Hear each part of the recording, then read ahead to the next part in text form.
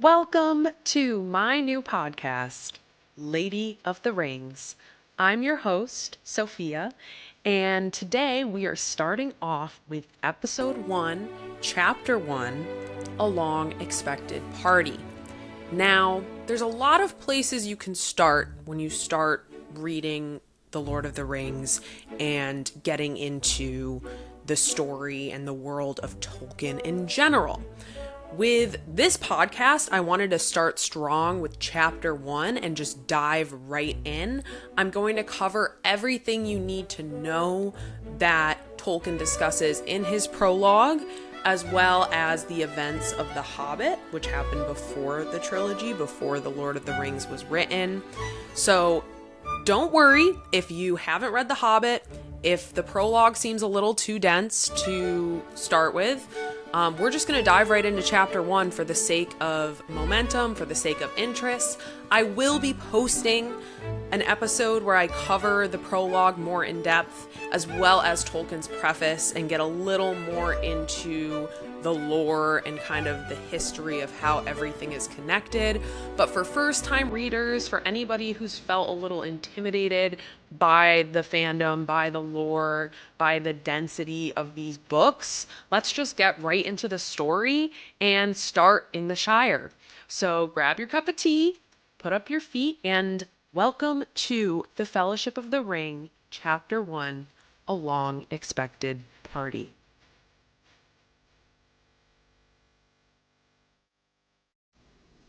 We begin our journey through Middle-earth in a small corner of the universe in a land called the Shire, amongst creatures called hobbits. Now, Tolkien gives us an introduction to what hobbits are like in his prologue and discusses a lot about their customs and their culture, which again, definitely check out my episode about the prologue if you're more interested in. But most importantly, what you need to know is that these hobbits are rather simple and sweet, kind of bumbling creatures. We are first introduced to, at the very beginning of chapter 1, Bilbo Baggins and his nephew, Frodo Baggins. These are our two main characters in chapter 1 of the story, and Bilbo Baggins is actually part of an ongoing story that starts with the book The Hobbit. So when we begin The Fellowship of the Ring, the very beginning of chapter 1, Bilbo is planning his 111th birthday. This birthday comes 60 years after the events of The Hobbit, where Bilbo is taken on an adventure with the wizard Gandalf and some dwarves. So all you need to know if you're a first-time reader is that he's already gone on this adventure. 60 years have passed. Since then, he's been living in the Shire with his nephew Frodo, and he's now planning an extravagant birthday party to throw for himself. What we learn about Bilbo in the first few paragraphs are largely through the lens of what the other hobbits are kind of saying about him. They are saying that he's, to quote the book, very rich and peculiar. He has not aged at all. The hobbits remark that he is well preserved, which I think is a funny way to say that he looks young. He is the subject of much of the gossip around Hobbiton and the Shire because of his riches and seemingly endless youth. However, we also learn that he is generous. He is overall, it seems like a good person, but at the same time is reserved. He doesn't have close friends. And a lot of the people in Hobbiton say that this is not natural. And one quote that I highlighted was that they say, "It isn't natural and no good will come of it," in regards to his wealth and his youth. And one question I had for that kind of phrase is this foreshadowing? Now, this is in the first few paragraphs of the first chapter. So our first introduction to Frodo is as Bilbo's favorite cousin and as the only person that he trusts and is close to. Bilbo is not married, he doesn't have any children or heirs, and we also learn that they have the same birthday, September 22nd. So they're both Virgos. Interesting note. Anyway, Frodo moves in with Bilbo and is actually adopted by Bilbo. After Frodo's parents, we learn through, again, the lens of like the town gossips that Frodo's parents actually drowned in the river in a tragic accident. And after this happens, Bilbo decides to adopt Frodo and kind of take him under his wing as his like pseudo son almost. And he adopts Frodo actually after the events of The Hobbit. So Frodo comes into his life and starts living with him. Once Bilbo has already returned, he's returned with all these riches. He's returned a little more strange, odd, because hobbits don't like things out of the ordinary. And that's kind of what we're learning in this first chapter about Middle-earth. Hobbits are creatures of comfort. They like what they like, and they don't like things that they perceive as odd or peculiar. They're very simple people who we kind of get hints of this in the first chapter, but they live a very peaceful existence. So it's almost like they're a bit spoiled by this. And we don't maybe realize this in the first chapter, but as the story goes on, you will see that Hobbiton and the Shire are an anomaly, considering that they've had such prolonged peace and tranquility in their little corner of the world that has been protected from greater evils that have been going on. But we'll take a step back. We'll get into that later. This is one small microcosm of the larger world that we're going to get introduced to as we move through the story, especially in the Fellowship. We are starting in a place that is kind of lighthearted. There's definitely a little hint of darkness at points in the chapter. However, for the most part, the focus is on planning Bilbo's birthday party. Now, Bilbo, to me, when I reread this chapter, he comes off as almost like very self-interested, and a little bit just kind of aloof, I guess, compared to other hobbits. And when you think about, he's considered one of the richest, hobbits that ever has been because of his home at Bag End, his treasures that he has from his journeys, but he's also considered very peculiar and therefore somewhat of a societal outcast. And yet all of the hobbits, they're so nosy, they want to know what's going on with Bilbo. And I think he loves it. I think he loves that everybody wants to know what's going on with him. So we learn of, like I said so far, we learn that they're planning a party. We learn that Frodo was adopted by Bilbo after his parents passed and drowned in an accident. And then we actually meet Sam briefly, or we meet his dad in this scene in the tavern where the hobbits are gossiping. And at this point, the only thing we know of Sam is that he loves to listen to Bilbo's stories of adventure. And his dad, who's a gardener for Bilbo, wishes he focused more on vegetables. So that's our first introduction to Samwise Gamgee and his father, the old gaffer. However, the town thinks of Bilbo and kind of looks down on him. Sam's father, the gaffer, he actually defends Bilbo and thinks highly of his character. As we move through the chapter, we get closer to the party, which is, like I said, kind of the focal point of this chapter. There's a lot of excitement, a lot of party planning. People start showing up. The townspeople start seeing strange things come by. And we finally meet Gandalf, one of personally my favorite characters. And we're introduced to him at first as a mysterious old man bringing with him fireworks, which haven't been seen in a century. Now, our very first intro to him, which I love, is he is an old man driving it all alone, as in his cart that he is bringing into the Shire, and he is only described as an old man, which is a pretty understated way to describe Gandalf's character. And his character kind of has this dichotomy of, tired old man, kind of wandering crazy dude, and this very powerful being of Middle Earth. But we will definitely talk more about that later. As he's coming into the Shire, all these little hobbit kids run after him because they're so excited about the fireworks. We start to get hints of this kind of darker undertone, just little hints, because again, we're mostly focused on the party planning. The first hint of darkness that I highlighted was his real business was much more difficult and dangerous, but the Shire folk knew nothing about it. They were so excited about the fireworks, and we're kind of starting to learn, like, okay, as you're reading this, what is going on here? What is more difficult and dangerous? And again, the Shire folk are kind of depicted as these happy little hobbits that aren't really concerned with things deeper than gossiping about each other, gardening, what they're going to eat for their next meal. Totally relatable. Anyway, for a brief half page there, we move from the perspective of hobbits and hobbit children speculating to inside the door of Bag End. And this is our first time kind of since we start the chapter changing perspectives from the hobbit gossip, I should say, about the party and about Bilbo and about Frodo and their backgrounds, and we actually get to go inside Bag End and see Bilbo and Gandalf have a short conversation.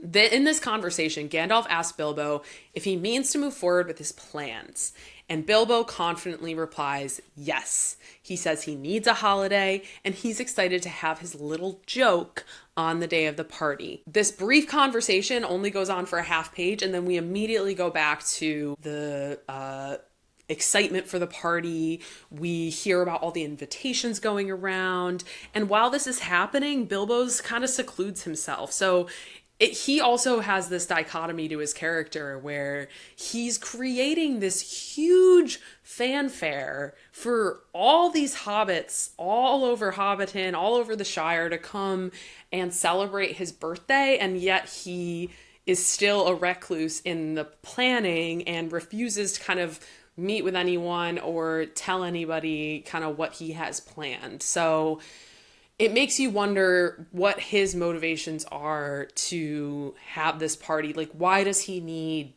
all of these hobbits to come and see him, but at the same time demands to be left alone and leans into this solitary kind of part of his character. So that's kind of just an interesting thing that I was thinking about. So as we're learning more about the party, we learn everyone living near was invited. Again, strange considering this guy has no friends, but everyone's so interested in him that they are dying to go to this party because they know it's going to be this insane blowout, whatever. Finally, the party starts and Bilbo meets all of the guests at the gate in person and gives a present to each of these hobbits. We learn that it is part of hobbit culture to give presents to people on their birthdays. This is just one small example of why, what makes these books so special is that Tolkien's dedication to creating such unique characteristics for his groups of people is it just makes the world feel so real. And even quirky little things. Okay, instead of you getting all these presents on your birthday, hobbits give each other presents on their birthday. And so that way every week of the year you get a present from somebody. And it's what a wonder. That's just such a wonderful alternative to think about. To think that, in this little world for these little hobbits, they are giving away presents on their birthday instead of receiving them. And it's kind of just a sweet thought. If you're interested in kind of learning more about Tolkien's world building, definitely go listen to my chapter about the prologue. Because, and it's something I will talk about, I guess, throughout the rest of the podcast, but he really built this universe with so much intention and so much detail to the point where I think it discourages a lot of people to kind of get into the books and read them. Within the fantasy, there's this kind of layers of historical sourcing, research. Some of his sources are not reliable to like make things consistent. And to me, as someone who loves history, like I love that stuff. And if that, sounds like interesting to you, definitely go read it. But I also want to make this like more approachable to people who are maybe just more interested in the story.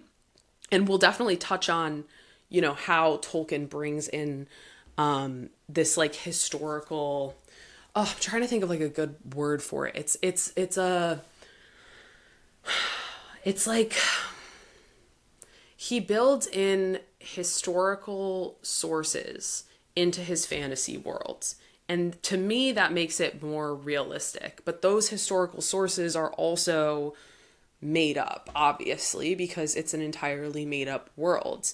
One thing that I will note, I think, when we get to the part where we talk a little more about the ring, is that even the story of how Bilbo acquires the ring is kind of contested and in the historical records of Middle-earth. So just like that part of it, like it feels like you're reading real history, because when you're learning about, huge events and wars and things that have happened in human history, there's always a grain of salt with everything that you're hearing. There's always an agenda to the narrative. And that is also true of the story of Middle-earth, of the trilogy, because Tolkien, as a historian, or as a historian at heart for Middle-earth, I believe that's who he truly is, kind of as the narrator, which is interesting because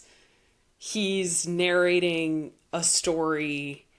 He's narrating a history of a world that he made up as a historian in that world, not as himself, if that makes sense.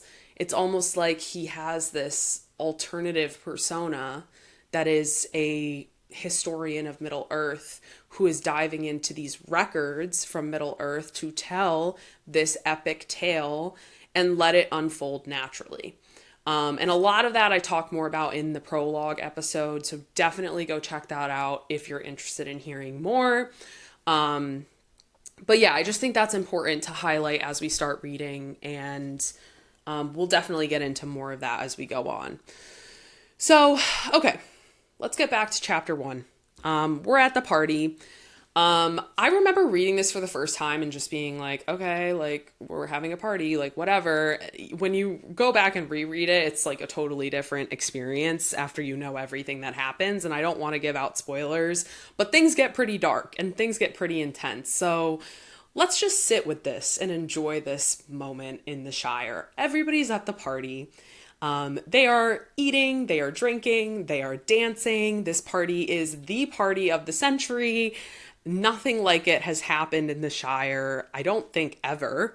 And Gandalf brings these like sick fireworks, and he designed them himself for the party. And it just goes to show, like, at this point, you're learning more about Gandalf's character, and he so clearly cares so deeply about not just Bilbo, but about hobbits in general.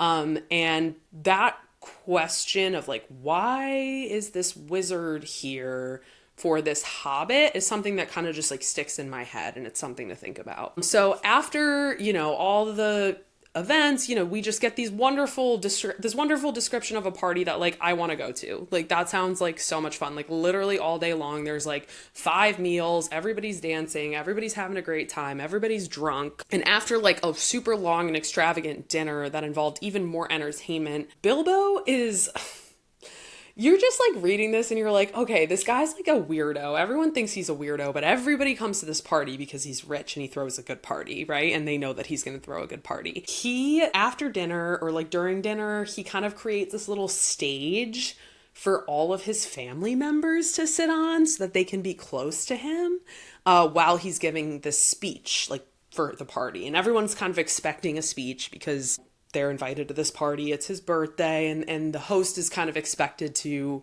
give a speech or thank everyone for coming, right? So, okay, we're at the party. Everybody's drunk. Everybody's having a good time, right? Bilbo gets up to make his speech, and Again, he has like all of these family members like seated around him, but he's not really close with any of them. They're literally just related to him by blood, but he doesn't hang out with them or like talk to them or even really like them. And at one point, like he gets up to make his speech, and in the book it says they could all see him standing. So Bilbo makes sure he is seen. And this excessive amount of like extravagance around his party, like I said, it's just like so confusing when like when you read about how his character is kind of a recluse, you know, like he's kind of keeps to himself. Is that the right word? Recluse, something like that. You know what I mean? He keeps to himself. He's I guess an introvert, or except when it comes to like dwarves and like people that aren't hobbits. So he makes sure he's seen by everybody at the party. Like, okay, Bilbo, like we get it.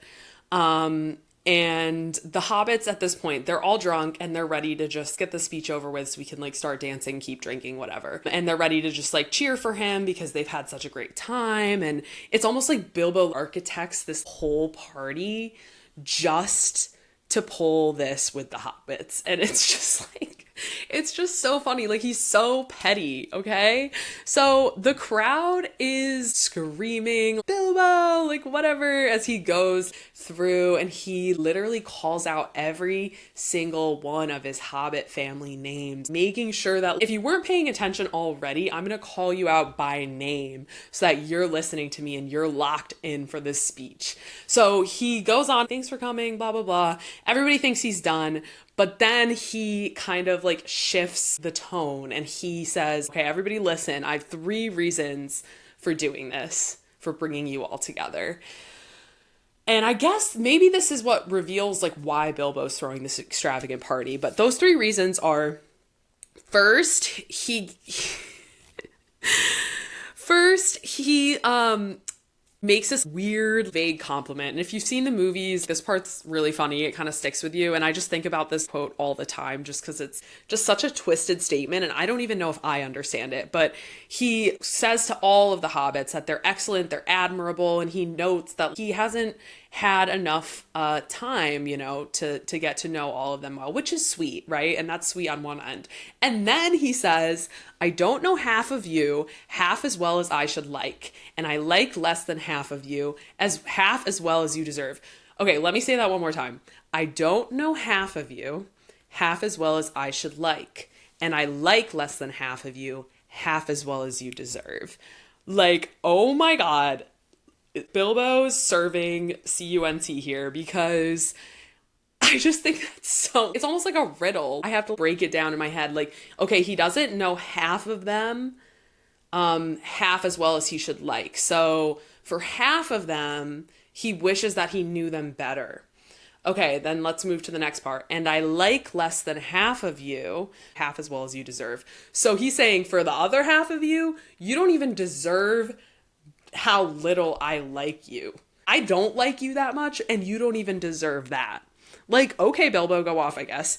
Immediate silence after this. The hobbits are like, what is going on?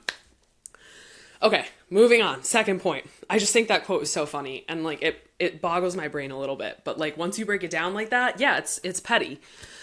Second point. He highlights Frodo's coming of age at 33, and the fact that he comes into his inheritance. To which the Sackville Bagginses scowled. That's, you know, one of his cousins or whatever. And randomly brings up his return from his adventure, seeming rather braggadocious. This follows with obstinate silence, and clearly they're getting bored. So, you know, I mean, this guy's been talking about this adventure for the last 60 years. I'm sure everybody's sick of hearing about it and talking about it. They also, like I said before, they don't like things that are peculiar or odd or strange or out of the ordinary. So, you know, it's just kind of like, oh, okay, dude, we get it. You went on this adventure. Also, to highlight as his second point of why he brought them together, he's highlighting Frodo's coming of age at age 33. So as a hobbit, you come of age, you become an adult at age 33. This also means that Frodo comes into his inheritance. Since Bilbo adopted Frodo, he basically screws over this other family that he's related to that would have come into his big inheritance, the Sackville Bagginses. And they're pissed about this because I don't even think they like know at this point that they're not going to get the inheritance. But since Bilbo's saying this now in front of every single hobbit around, like, so embarrassing for them, honestly. Yeah, he's just kind of rubbing it in their face. And this also kind of irritated me, like, reading it again. I'm like, okay, so are you just using Frodo to, like, get back at these family members that you don't want you're like, I don't want you to have your money. This kid's parents died, so this is a great opportunity for me to get an heir that isn't you, just to be petty. Honestly, I do feel like Bilbo would do that. And like in chapter 1, we get a lot of like redeeming like statements about Bilbo. Like, but he's a good person, but you know, he's of good character, things like that. I just have this sneaking little feeling that he adopted Frodo originally. And like, not to say he doesn't care for Frodo, because that's very clear. But I just kind of felt like rereading this first chapter, his adoption of Frodo in the first place was literally just to have an heir that wasn't the Sackville Bagginses. And he took the opportunity of Frodo's parents passing to adopt this other family member that he could kind of not manipulate, but have more control over, you know, because Frodo doesn't have anyone. He is probably pretty malleable. He's probably grieving the loss of his parents. So it's just kind of, I don't know, it's just kind of sad. So yeah, we have the first point, that weird kind of like, it's not even a compliment. It's basically an insult. Second point, he highlights Frodo coming into his inheritance. And at this point, the hobbits are like, what is going on? Third point, he makes an announcement. And I have to find this in the book because I didn't write down exactly what he said. Okay, let's see here. Okay. Yeah, so he's just insulting the hobbits. Like, this is literally just, he got them all together to insult them. It's very strange because at the same time, I think he cares for them, but I don't know. It just seems very self-centered and dude, like, yeah, we get it. You went on this adventure. You're rich. You're worldly. I would be annoyed if I was a hobbit. Thanks for inviting me to your party. Like, but why are you a weirdo? Yeah, honestly, yeah. You guys have this comfortable place to live, whatever, nice place, and you're you know, you need to be like, it's kind of giving pick me girl. It's like, he needs to be different. Like, he's not like other hobbits, right? Okay.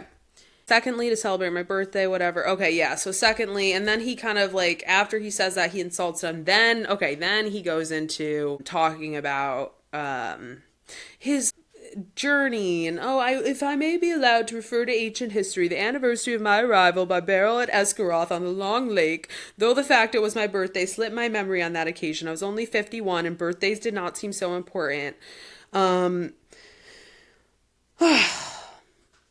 yeah, it's just, he's just weird. Like, honestly, Bilbo makes my brain hurt because it's like, what are you doing? Like, I'm just confused. I now repeat it more correctly. Thank you very much for coming to my little party. To which Tolkien writes, obstinate silence. They all feared a song or that some poetry was now imminent. Why couldn't he stop talking and let them drink to his health? Honestly, yeah, good point. But Bilbo did not sing or recite. He paused for a moment. Thirdly and finally, he said, I wish to make an announcement. He spoke this last word so loudly and suddenly that everyone sat up who still could. I regret to announce that, though as I said, 11 years is far too short a time to spend among you. Okay, sweet. Again, conflicted. This is the end. I am going. I am leaving now. Goodbye. To which he vanishes. With a flash. Important part. He doesn't just vanish into thin air. There is a flash and he is gone. The hobbits are pissed. They're like, what just happened? Everybody starts talking.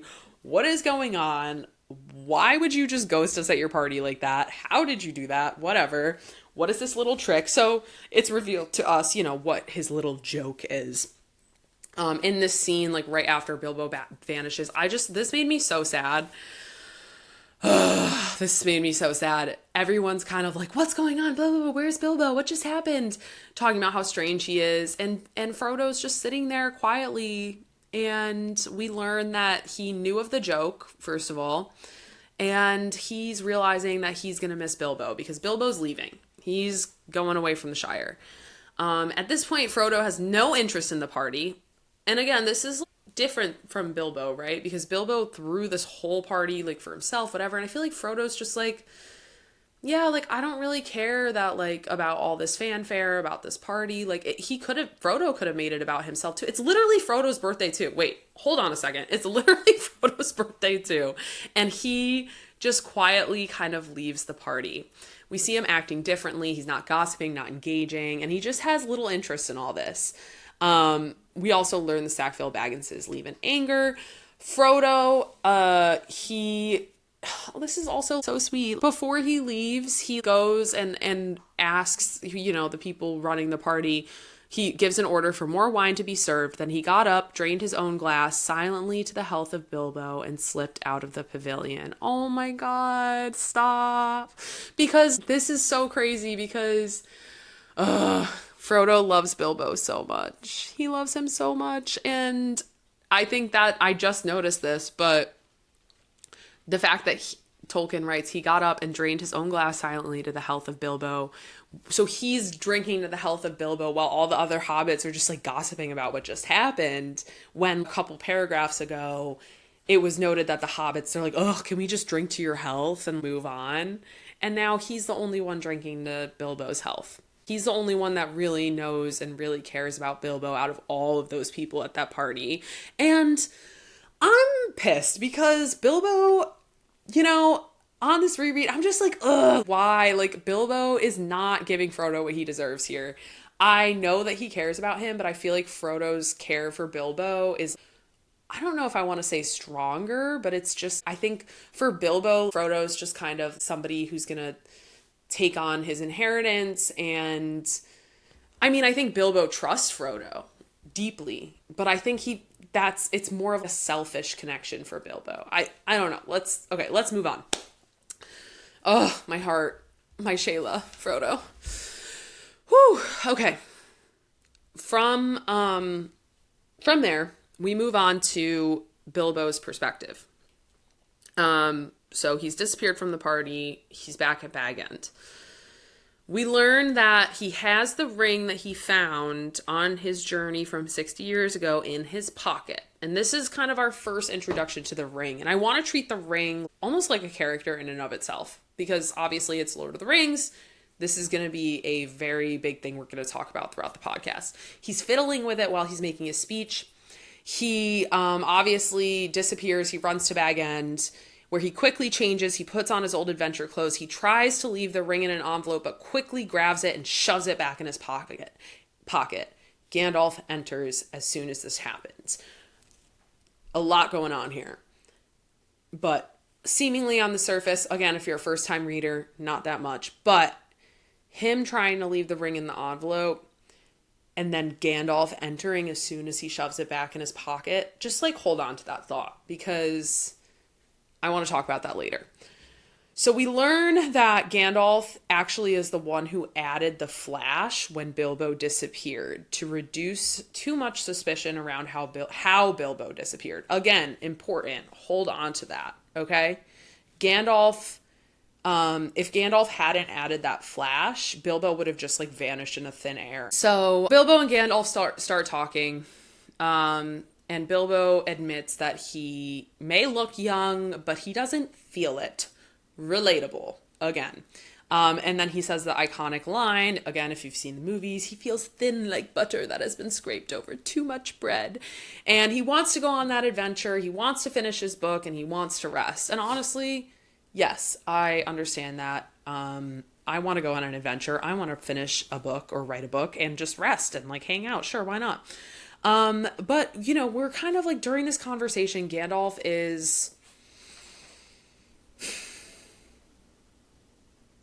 says that how he feels does not seem right and he is curious. So that's what I wrote in my notes. And then, they kind of joke like old friends and Gandalf's like, no one will read your book, dude. I just thought that was funny. Because Gandalf cares a lot about Bilbo, and Bilbo clearly cares a lot about Gandalf, and they're friends, and it's sweet. So after this little lighthearted talk or whatever, and Gandalf's kind of like, what's going on with you, Bilbo? Gandalf, he asked Bilbo to leave the ring again, because we learned that Bilbo had intended to leave he had already intended, or I guess shared with Gandalf, that he was going to leave the ring for Frodo. So Gandalf was like, why don't you do what you said you were going to do? And Bilbo's like, I did. What do you mean? It's in that envelope. And then is like, oh, wait, no, it's not. It's in my pocket. So we're like, oh, how is that's weird. We just saw you put it in your pocket, but you don't remember that. And then Bilbo, he kind of it gets kind of dark. He says, isn't this odd now? He said softly to himself. Yet after all, why not? Why shouldn't it stay there? I don't like parting it with it at all, I may say, and I don't really see why I should. Why do you want me to? He asked, and a curious change came over his voice. It was sharp with suspicion and annoyance. You were always badgering me about my ring. And okay, this whole exchange, this whole conversation, so important, and such a good way to start the story, because you may not realize it's important right now. You may be like, what's going on? I don't really understand. If you're obviously not a first-time reader, you understand why this is so important. But it shows us many things, just this conversation, just looking at this conversation. It shows us that this ring changes how Bilbo behaves. As petty and as frustrating as Bilbo can be sometimes, he's been described, even though he's rich, he's peculiar, whatever, it's been reiterated over and over again how generous Bilbo is. And he literally takes the time to give every single person who comes to his party a present himself. He could have just, had somebody else hand them out, but no, he clearly cares about what he's giving away. And it's also noted he gives away more to the poorer hobbit families who need it more. So we know in these first few pages, okay, this guy's generous. However weird he may be self-centered, he may be, kind of like a loner, but he's generous and he wants to give things away. So all of a sudden, when it comes to this little ring, he's not so generous, and he starts questioning Gandalf, who we know is an old friend, and just kind of being like, it's just all of a sudden this possessiveness that comes out of him. If you've read The Hobbit, and or read the prologue, you'll know that Gollum, the first owner of this ring, who Bilbo wins it from or takes it from, whatever source you're referring to, this old owner of the ring used to call this ring precious as well. And Gandalf notices this. Gandalf even reminds him, actually, okay, this is what I wrote down too. Gandalf reminds him that Gollum was the one who called it that first. It shows us that Gandalf has been intrigued by this ring. It's not something that all of a sudden he just starts thinking about. It's been on his mind. And when you think about him, the first scene of him, an old man with a cart, it's like his load that he's been carrying around. This inkling, this gut feeling that something's off, something's not right. So let's see what else I wrote. Another question I wrote down is, why in this moment does Gandalf want the ring to pass to Frodo? Is it to test the ring and learn more? Why is it so important to him? Because it feels like he is pushing Bilbo. If he didn't really care about it, he could have just been like, okay, you take it, whatever. Frodo's got all this other stuff from you. Why does he need this ring? But no, Gandalf is steadfast about Bilbo giving this to Frodo. Which also makes me wonder, if you are worried about this ring so bad, why do you want it to go to Frodo? Why is that so important? I mean, lots of questions at this point. At one point, when Gandalf is trying to convince Bilbo to give up the ring, and at this point, I love this conversation. Bilbo actually looks to his sword like he is considering slaying the wizard for threatening to take the ring away. And that's a very small part, but I think it says somewhere in the text. Wait, let me see if I can find it. He says that Bilbo glances at his sword. Okay, let's see here. Yes. Yeah, so it's kind of getting, the conversation gets more and more intense. So they start off, as you remember, kind of joking around like old friends, and then Gandalf kind of explains to Bilbo, he gives him a lot of chances. He's like, I'm not badgering you. I'm just trying to tell you this is something that can be dangerous. And oh, okay. He also says, I think you have had it quite long enough. You won't need it anymore, Bilbo. So Bilbo gets really mad. And that's when he says, my precious, yes, my precious. And Gandalf is just, you can just like see the wheels turning. And it notes he was startled and indeed alarmed. It's been called that before, but not by you. So Gandalf is trying to be really stern with him to let it go. And Bilbo starts accusing him of wanting the ring, taking it away. This is so out of Bilbo's character. And this is why, like, Gandalf is noted as being so confused. I mean, he's known Bilbo for 60 years. So as petty and annoyed with Bilbo as I can get, Gandalf knows him and he knows that this is not in his character to act this way.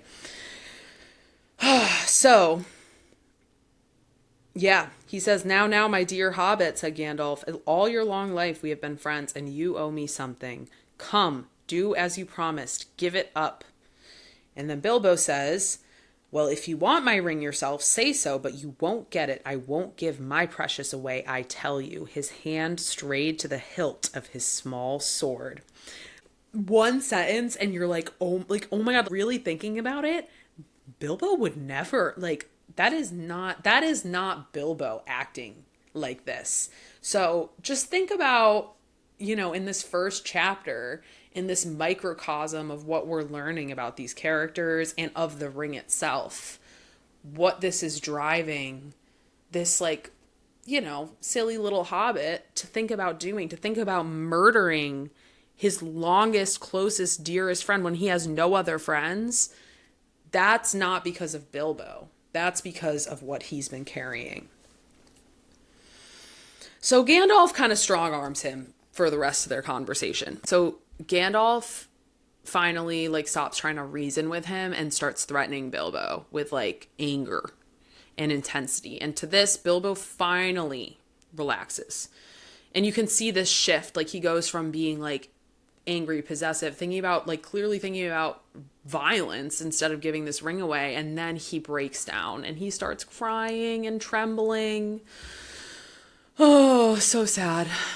And he asks Gandalf, why are you acting this way? He's just confused. And he explains again that this ring is his, he found it, and he is no thief. And Gandalf responds that he's trying to help and he needs Bilbo to trust him. And Bilbo kind of opens up at that point. He says the ring's been growing on his mind. He says that he felt like it was an eye looking at me and I am always wanting to put it on and disappear. To which Gandalf restates to stop possessing it. This just makes me so emotional because it's just again, a theme that we'll revisit for the rest of the book. But, Gandalf in this moment choosing trust, choosing love, even if it's tough love, with his old friend Bilbo, and seeing how this has been affecting him. And he's just telling him to let it go. And oof, can't we all relate to that? Carrying something that you just need to let go and it's not right for you. Holding on to that. And we all need a friend who can sometimes look at us and say, with tough love, you got to let this go. You got to put this down. Let it go. And that moment of vulnerability where Bilbo just kind of crumbles after Gandalf gives him that tough love. Oh, my heart. So finally Bilbo agrees. This part's sweet. He kind of recalls that it was supposed to be part of his giving away of presents for his birthday. He's like, oh, well, it is my birthday, so I'm supposed to be giving away presents anyway. It's not this horrible, dark thing. I mean, at this point, it's just funny. And he says, it would be a pity to waste all my preparations. So yeah, I don't know. Bilbo is so frustrating, but also can be so lovable because he really is just a silly little hobbit who wants adventure and rest and to write his little book. And it's kind of sweet when he calms down and he's like, I threw this party to give away presents and to give my possessions to Frodo, and this is supposed to be part of that, so I'm not going to let it all go to waste. And when we learn more later in the book, again, if you're a first-time reader, I won't spoil it, but if this is your, third reread, second reread, whatever, you know that this moment of Bilbo giving the ring to Frodo is not a small, inconsequential thing. It's actually what propels us into the next 3 books. So I'll leave it at that. This is a critical turning point. So I actually wrote down the whole quote that he says here, that Tolkien writes. Bilbo took out the envelope, but just as he was about to set it by the clock, his hand jerked back and the packet fell on the floor. Before he could pick it up, the wizard stopped and seized it and set it in its place. A spasm of anger passed quickly over the hobbit's face again. Suddenly, it gave way to a look of relief and a laugh. Well, that's that, he said. Now I'm off. Oh my God! If you're rereading this with me, holy crap. What do you mean he just gives away the ring and says, laughs. Well, that's that. Now I'm off. Like, Bilbo, what? It makes you wonder, too. If Gandalf hadn't intervened, what would have happened here? Would Bilbo have given away the ring? Clearly, I think when we're reading this, it's obvious that Bilbo has to be strong-armed into giving away the ring. And I don't think that he would have given it away if Gandalf wasn't there. Which then leads me to the question, if the prior owner, Gollum, had somebody like Gandalf intervening, would Gollum have held onto the ring for so long? Because the last owner of the ring had it for hundreds of years. And again, if you want more details, listen to the prologue. But just a couple questions to think about. So, Bilbo's clearly lighter. Don't we know it? He leaves for his adventure. He remarks that he's as happy now as he's ever been, singing as he leaves. And as he's leaving, Gandalf remarks to himself that he knows they will meet again. So as Bilbo's leaving Bag End, it's a bittersweet kind of departure because Bilbo's leaving his home, everything he's ever known. And it's like this theme of comfort versus adventure, staying versus going, right? And Bilbo talks a lot of how he wants to see mountains again, Gandalf, because he left before and because he went on this adventure 60 years ago that's always kind of stuck with him. That's what kind of drives his need to like leave the Shire to go on another adventure. And it's like kind of, it's totally bittersweet because once he's gone, he's gone. And this is kind of a final fight. Like it's almost like a death for a part of Bilbo. And the way that Tolkien writes about it is reminiscent of death. And I'll just read you. Bilbo sings this cute little song, The Road Goes Ever On and On. Definitely look up renditions of this song that were made like specifically for the books. Tolkien was big into songwriting. We'll definitely talk more about that as we go through the books. But this is Bilbo departing. With another word, he turned away from the lights and voices in the field and tents, and followed by his 3 companions, went round into his garden and trotted down the long sloping path.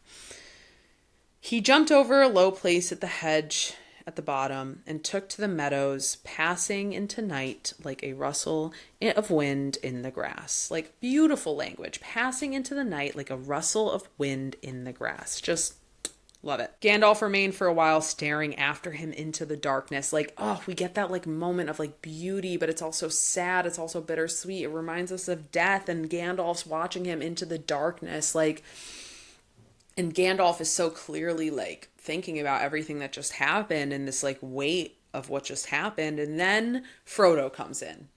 He comes in and finds Gandalf, and I quote, sitting in the dark, deep in thought.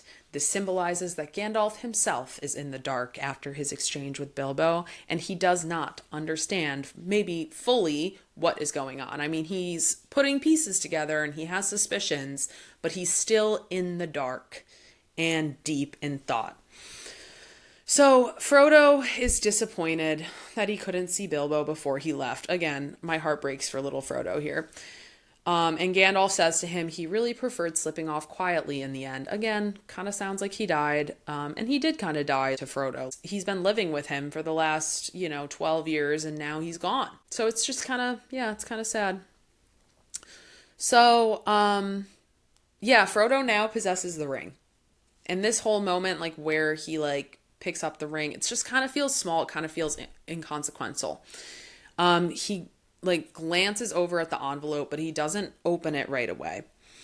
When he realizes Bilbo left him the ring, he does not understand why, but he exclaims that it might be useful. He says, "The ring," exclaimed Frodo. "Has he left me that? I wonder why. Still, it may be useful." So we just watched this like intense exchange between Bilbo and Gandalf about getting rid of the ring. And that's contrasted with Frodo's kind of indifference to the ring, right? Frodo's kind of like, "Oh, the ring? Oh, cool. Nice. Whatever. Like maybe I could use it." We see a totally different attitude from Frodo towards this ring than we saw with Bilbo. So just kind of think about that as we go on. And even the contrast in the length of covering things, like Gandalf and Bilbo's conversation and how many times Gandalf has to be like, "Give up the ring," basically screaming at him.